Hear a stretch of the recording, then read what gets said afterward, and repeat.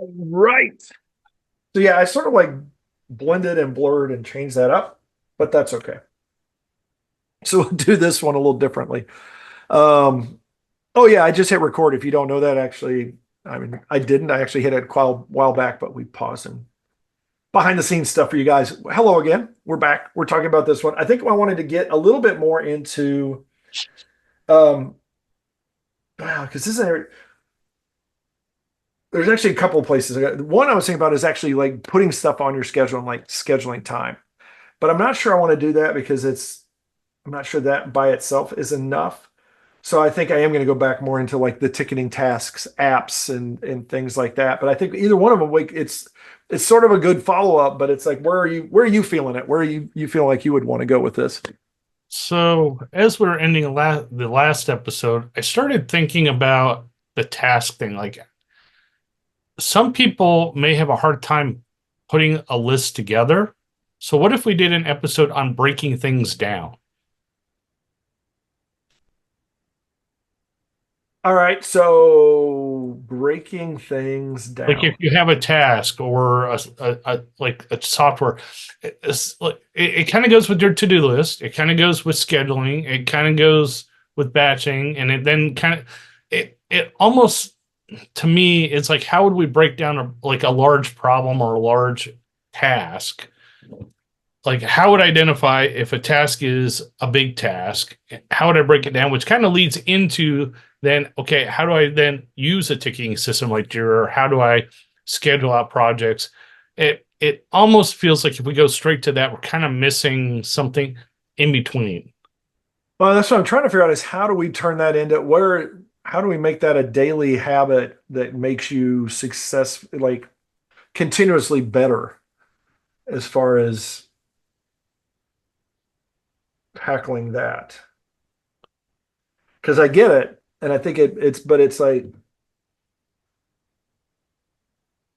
I'm like, I guess my blocker there is like, how do we turn that into a challenge that would be, building a habit kind of thing and working up to something.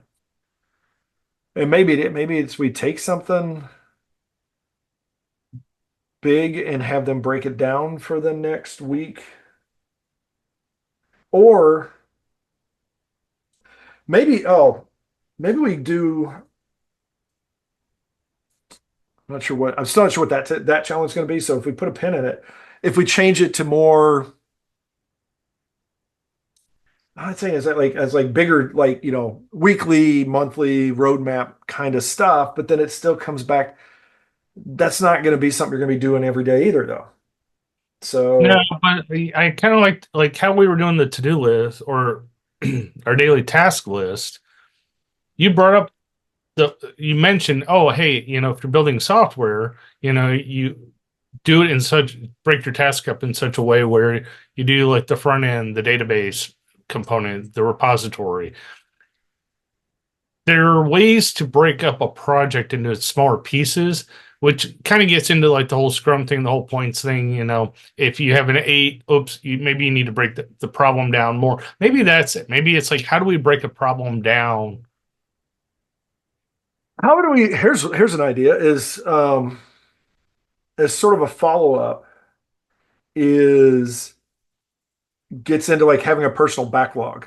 So it's basically like start on day one and you've got some tasks and you're like, okay, I need to get let's say my five tasks. And one of them is like we talked, like it's something that's going to take me several days. So, and this actually touches a little bit on batching and stuff like that. So this is like, um, we'll call it like it's more like strategic planning because then it's like, okay, I've got what I'm doing on today, but then I've got essentially leftovers. And so it's while I'm doing the leftovers, like for example, I've got this application I need to write. So maybe instead of just, I know I can't do the whole thing tomorrow. So I pick a piece. But as part of doing that, I say, you know what? If I'm going to do this work, I'm going to actually give myself the next week's worth of work or the next 2 weeks worth of work because it does start thinking about sprints and stuff like that, which granted, it goes beyond our like sort of 7 day thing, but we could say, hey, think about like going into that kind of an approach because then what you get to do is you just pull tasks down each day. And you do have things that are, as you break stuff up, the extra pieces go into your backlog. And you can always go to that for tasks, or you can periodically have one of your tasks be that I want to break down a bunch of stuff to get to my backlog. Yeah, that kind of works because if we actually do it like that initially, we could do it kind of more cabana versus sprints, where stuff's just in the back. You can just pull it from the backlog as you need work, and then move into the more sprint stuff as we get further into these discussions. And that does that's what I'm thinking of. It's like it does sort of like it gives us a couple things to build on, basically, and a couple places that we can go from there. Let's see. And the challenge could be not so much to plan out 2 weeks, but pick a task or like we were talking the kitchen sink app, we could even apply to that versus automation to do. I mean, we've got a couple things already we've talked about that we could apply it to where here, pick a application or pick a feature you would like to add to your kitchen sink app, but make it a larger feature. Pick a feature that you think may take a week and then break it down. Let's do that. Let's sort of do like breaking. I'll call it breakdown backlog. So that would work like, again, we could use like the kitchen sink as part of it. We could use the to-do list and then use this to kind of break it down to apply to both. I mean, they can. I don't think we need to time all back. I think we can just sort of leave that open. That may be like a bonus thing. It's like, hey, you could do that. But other than that, I think it's like, yeah, I like to keep them open I like for us to not lead them too much into something because I would rather it be something where it's like, hey, people are owning it. They're owning their own thing. That reminds me, I'm going to put this on the list for future stuff.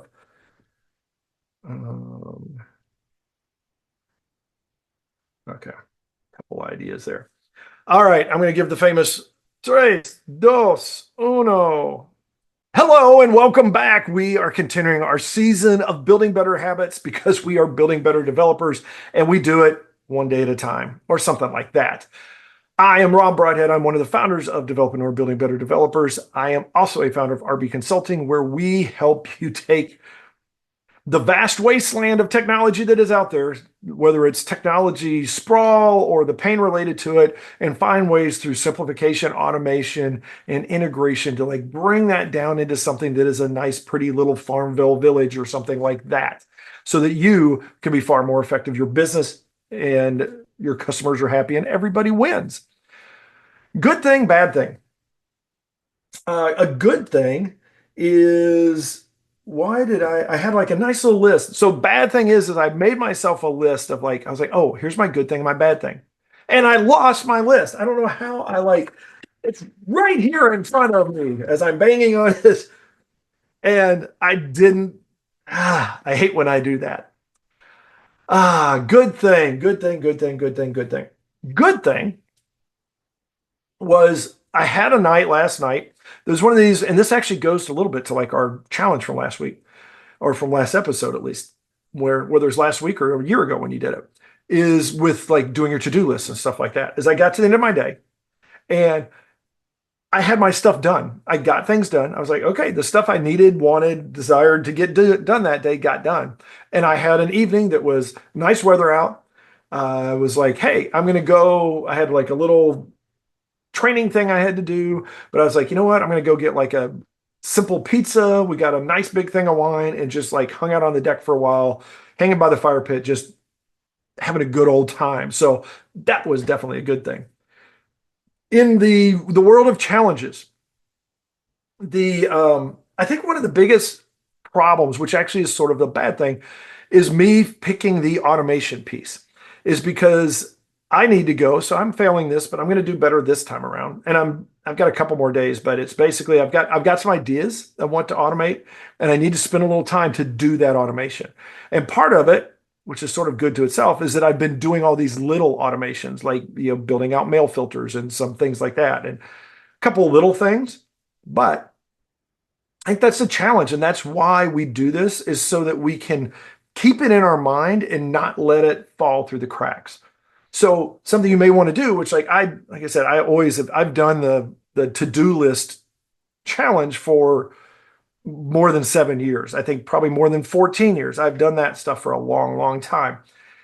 However, you do these kinds of things and you start to build these habits, but you may want to put on that list working on one of these challenges, or when you get to the end of it, it's like, hey, I didn't get to this thing yet. I want to make sure I do this, because you do want to get those habits built in. And those may be those additional tasks that we've talked about that could end up not really like your main task, but the thing is like, I just need to touch this item or do this thing today.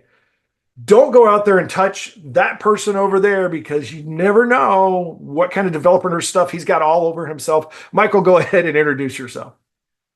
Hey everyone, my name is Michael Meloche. I'm one of the co-founders of Developer, Building Better Developers, this season Building Better Habits.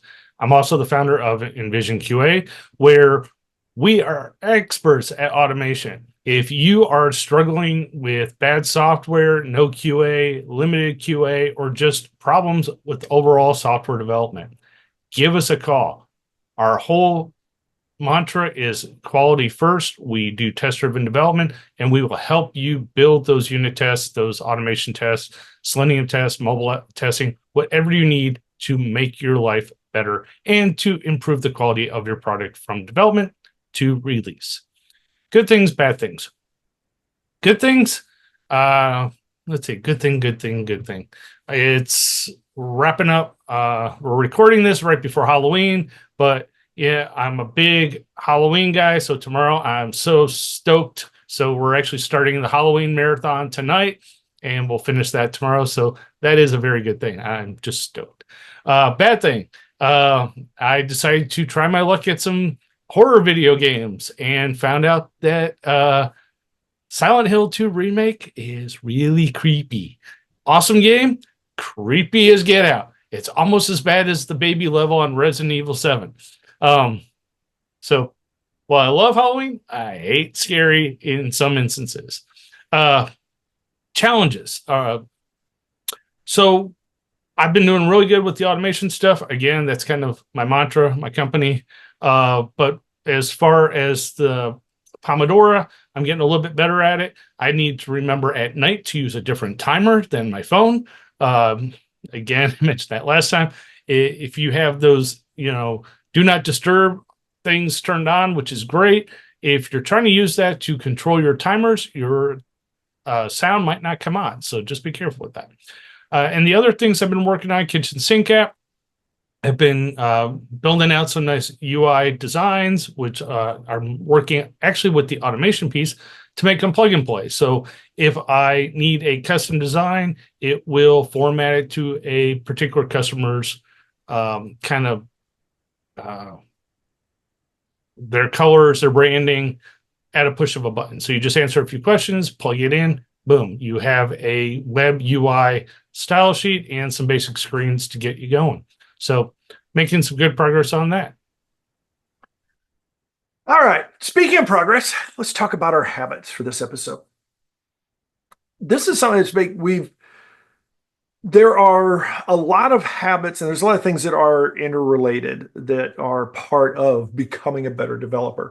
Just like in the technology world, things like you need to sort of understand a database to be able to understand middle tier, to be able to understand what you're doing on the front end, and where is it best to do that work, and those kinds of things. In the world of getting stuff done, of being productive, of making sure that things don't fall through the cracks, there are a lot of skills related to that. And this is where we sort of like got a little bit into a Pandora's box of talking about just a list item. Last time around, we talked about having your list, you go attack your list. This episode, we want to talk about, it sort of gets into the meta side of that, of making the list. But more importantly, it's taking big things and breaking them into smaller things, and doing that in a way, and this is also, which is where our habit's going to talk, we're going to talk about, is basically having a habit of a personal backlog of when you take that big thing and you chip off a small piece and you put it on your to-do list, you take the other chips and you put them in your backlog. Ideally, you spend a little bit of time breaking that task up. Let's say it's going to take you a week, that you spend a little bit of time one day and you break it into 7 tasks or 5 tasks, however you want to define your week. And those are going to be, Monday you do task 1, Tuesday 2, 3, 4, all the way through to Friday. The thing here is this also touches on the idea of batching a little bit. So instead of just like chipping off one piece and say, okay, here's what it is, and I'll think about that later, you say, I'm going to look at this a little bit, and I'm going to think about what makes sense, what is the logical progression to get this done, and then break it down. And now part of this is, when do you know it's too big? Now, that is itself quite an interesting question, but we should, even if we have never estimated anything, and we probably have, let's face it, your life, it's estimation. But let's say you haven't really professionally thought about it before. You should at least be able to sit back and go, what is it going to take me to do this task? Now, the bonus is it really doesn't matter if you overestimate or underestimate. Particularly if you underestimate, great, you got it done faster. If you overestimate, then you can always come back and say, okay, I've got to find a stopping point. I'm going to break this up. I'm going to tackle it another day. So yeah, that's not the best solution, but at least it is viable, because now you're like, oh, I took a bigger bite off than I can chew. I've got to adjust that.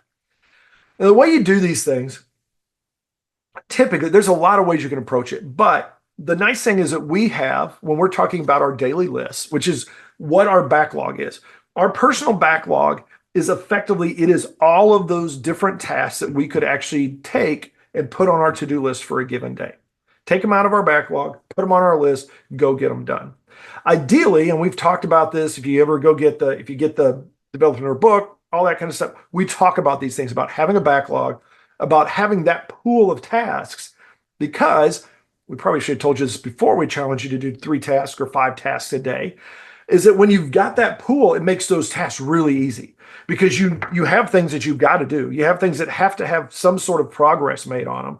And so you can figure out, looking at your backlog, what are the tasks that would potentially move the ball forward there, find one that fits, and then you put it together. It's almost like it's a little bit of a Tetris kind of thing, because you probably will have a bigger tasks and then maybe a couple of smaller tasks, or a bigger task and maybe a medium and a small task, or things like that. So you're going to look at these and you're going to need to sort of push them together, because they're not all going to be the same size. And this is where it gets into, all right, we know that our outer limit, our biggest constraint, is we have to get it done in a day, which we cheat and we say you have to get it done in 6 hours, which that's just one task. If you only get one task done, you need to break it up. Therefore, 6 hours, too big. So now we start looking at, well, what would make sense? Well, you could, if it's just 2 tasks, you could say, 3 hours is sort of your limit, but we're talking at least 3 to 5. So now you're down to probably 1 to 2 hour tasks. Now, it takes a little bit more work to break something up to that level. That is sometimes too granular. If you get into the world of Scrum and Agile and sprints, that is why there are tasks that are not that small. There are tasks that take a week or more. However, to some extent, those have to be able to be broken down, because you work a day at a time. Even if it takes you a week to get it done, you worked on that 5 different times. So you had 5 chunks one way or another. So the reality is that there's some level of us stepping in and doing work in these smaller chunks. The bonus to this is this gets back to why your school, your college classes, well, college is different because they hate you, but in regular school and before college, your classes were effectively less than an hour. And if you look at presentations that are complex presentations, they are less than an hour, because people can't consume content. They can't get heavily into thought for past about 45 to 60 minutes on average. Now, You'll say, I'm a developer. I can go heads down for 8 hours. Yes, you can. But if you don't break that out a little bit, there is a diminishing return. So you would find that if you actually break that up and every so often, just like even if you get up, which is another topic, we'll get into this. If you get up and go like take a 5 minute walk and come back, you will be more productive having taken those 5 minutes and just step back for a second than you will be if you just stayed heads down the whole time. Now, that is not a hard and fast truth. There are times where it's like, don't pick going for a walk right when you're in the middle of solving a major problem. There is like timing and things like that. However, the nice thing about this is this forces us to have these bite-sized chunks, which is healthier for us in the long run. It makes us more productive in the long run. And it is easier to estimate small than it is big. If you want me to estimate how to repair a totaled car, and I need to just figure out how to, I don't know, replace a tire that's flat, I can figure out what I can better estimate fixing that flat tire than I can repairing the entire car. Same thing with code. We know that. It's like if I just have to write a little method or a function, I'd probably have a lot better idea of that versus an entire application. And so this is where we start to build our backlog. And this is going to be one of the habits is that instead of this is where we take it to the next level. Instead of simply building our list, one of the other things we're going to do is we're going to have a backlog and we're going to use that backlog to feed the list, but we're also going to at times use the building the list piece to help add to our backlog. Now, I'm going to gather my backlog of thoughts while Michael continues this because he also has a lot of thoughts on this. Thanks, Fro. So I'm actually going to take a step out of software for a minute and kind of hits closer to home. If you're looking to build task lists and you're looking at massive problems or trying to break things down, just think about your grocery list. You have to go shopping, you have to buy food, then you have to prepare your meals for the week. You get dinner, maybe lunches, breakfast. Typically, you're not going to go to the grocery store every single day to buy the food you need to prepare your meal for that night, cook it, and then prepare it. No, what you end up doing is you look ahead. You figure out, okay, what kind of menu do I want for the week?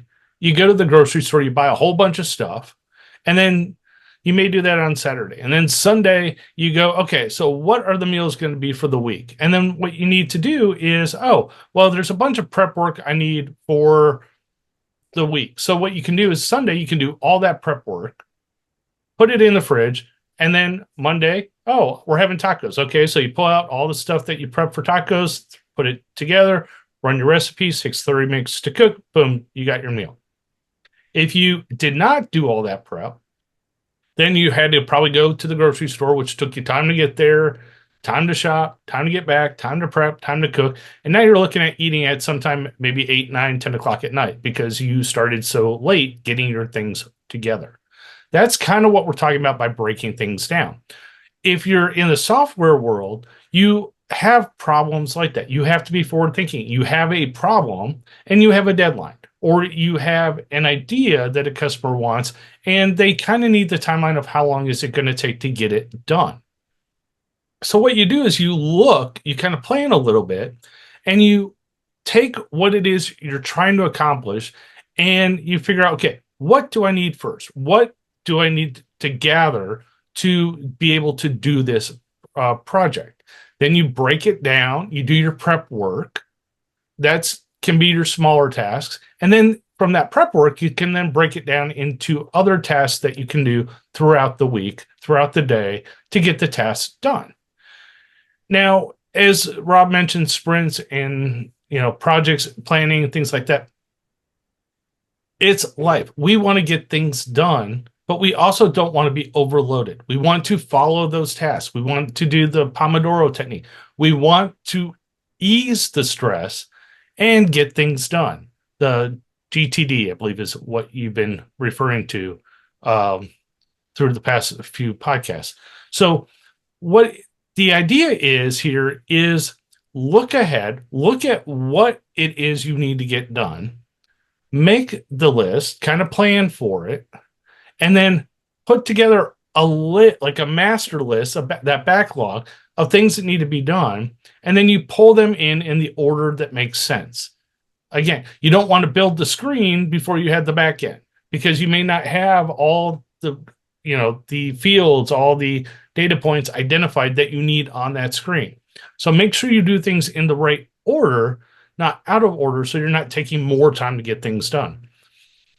And lastly, because I'm the test guy, if you are building software, don't neglect testing. Look at your projects from the user perspective. So if you kind of have this planned out, what it is that you're going to build, look at it from the user's perspective. As I build it, what am I supposed to get out of it? So then you can actually write the test with the test. So one of your tasks could be, if I do this, how do I test it? And then you essentially can kind of have a corresponding task go with each of those. And by the time you get to the end of the week, you can push a button and know if everything you did during the week works. So that brings us to this challenge. And there's a lot of ways that we can do this, but as we've talked through this and thought through what kinds of things we're going to have on our to-do list, what I'd like to do for the challenge is have you step into, hopefully you're already doing your daily task list. Maybe you've already finished that, but like we're going to do another week of it. And what we're going to do this time is we're going to do our daily task list of 3 to 5 items. And what I want you to do is probably, in most cases, there's going to be at least 60, 70% of the tasks are related in some way. So maybe it's your day job or it's the main project you're working on or something like that, certain coding task. The thing here is that instead of looking at your week of like, I have to code on, like, let's say you have your day job. I have to code on this application every day. I've got a lot to do. It's going to take me at least a week, maybe more, to get this done. So I'm just going to go to work each day. The beginning of the week, your first day, look at your task. And what I want you to do is within doing that, take that thing, particularly this is where it's a challenge. Like if you have a whole day, you've got, a full 6 to 8 hours of work to do, and you're trying to figure it out. Well, the challenge here is break that into a couple of pieces. It may just be what you get done before lunch and what you get after lunch or something like that. But it's like in a way that you can now have that one item of I've got to work on this project to 3 or 5 items that I have these things that I'm going to get done today. Now, within that, you most likely are going to be chunking out things for the next day.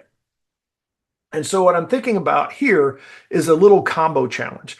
Part of it is the meal prep kind of thing, like Michael referred to, is what you want to do is in this first day, and maybe this is one of your tasks on your to-do list in your first day, is create a little backlog for yourself of the bigger item for each of the next 5 days, or the next, next 6 days. Let's say we're on day 1.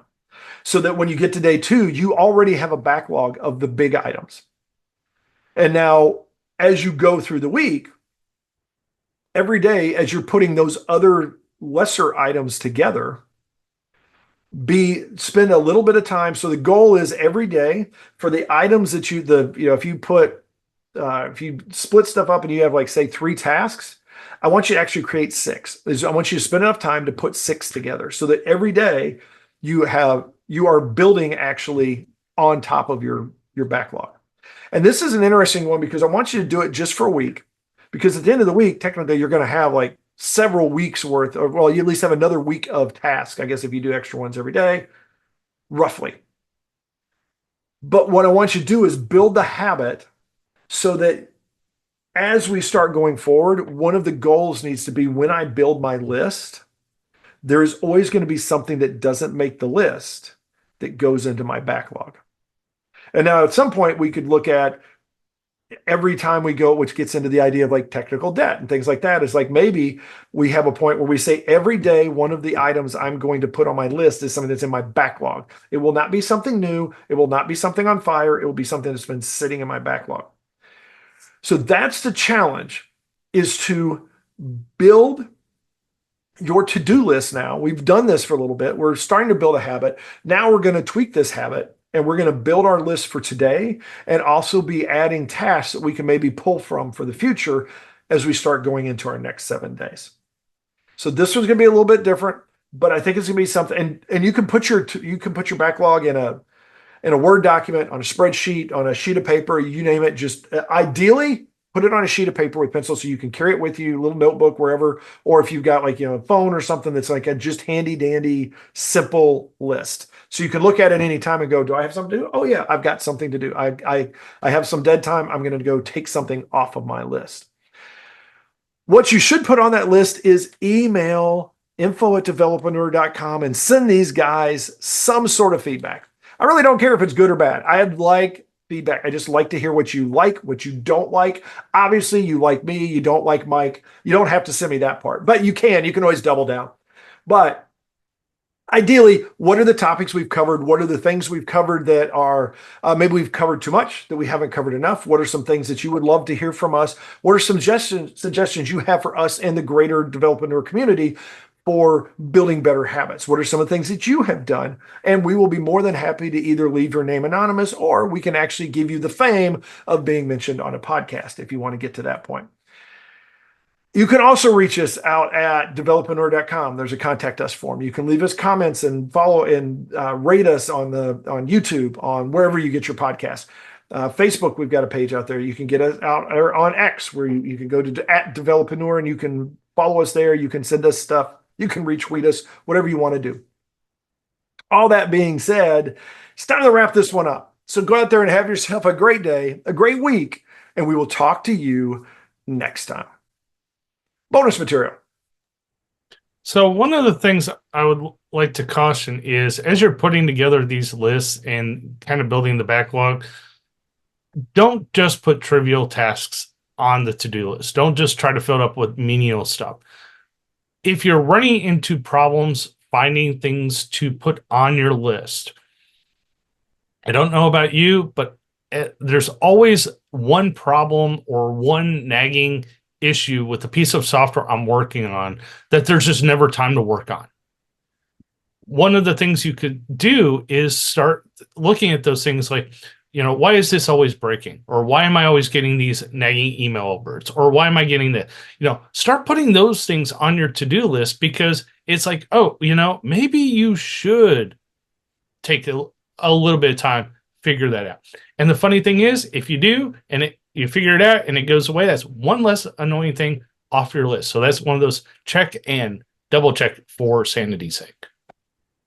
I would take that a little like another level beyond that as well. Is, since we're building a list and we're looking at these things and we're spending time on it, if there are things that are on our list or outside of our list that are recurring themes, that are things that maybe they're taking longer and longer, or maybe it only takes a few minutes, but it takes a few minutes every single day, that those are things that maybe, as Michael said, is that we start looking at ways to not just fix a problem, but take things that are not problems, but are not as efficient as they could be. So it could be things like, as Michael's favorite topic is, maybe you've thought for a while, I should have some unit tests as part of my code. Write a couple of unit tests, make that one of your to-do items. Or I should comment this code, or I should commit those code changes because I haven't touched that base in 6 months and I've got all of these changes and it's a lightning strike away from losing all my work, or whatever it is. Those things, it does get into the idea of maybe automating some stuff, but this is really more about like pain points and addressing those, and even addressing annoyances. So the things where it's like, it takes 10 minutes for me to do this, to run this report or to do this task. How can I make it faster? It does get the idea of automation and things like that, but it's really more specifically about process improvement. And it may be backwards sometimes, because it could be something like, I log in every day to put my to-do list into this application. It takes me 10 minutes. Why am I doing this? How can I do it faster? You know what you can do is you can get pencil and paper and you can write them down in a minute every day and be done. So this is a different little thing that we're going to get into. There's a difference between automation and process improvement, but it's one of those areas you can get into. So it's a little bit of a, peek under the covers at some of the things that we will talk about in the future. That being said, it is time for us to go improve our processes and move on into building our habits. So we're going to go do that. Let you guys go do the same. We appreciate the time you've spent with us as always. Love for you to come back, leave us feedback, and let us know how these challenges are working. And we're going to continue to share our experiences where we have been successful and where we have fallen short. And hopefully you guys can sort of grow with us as we build better habits as well as become the better developers that we all want to be. Go out there and have yourself a good one, and we will talk to you next time around.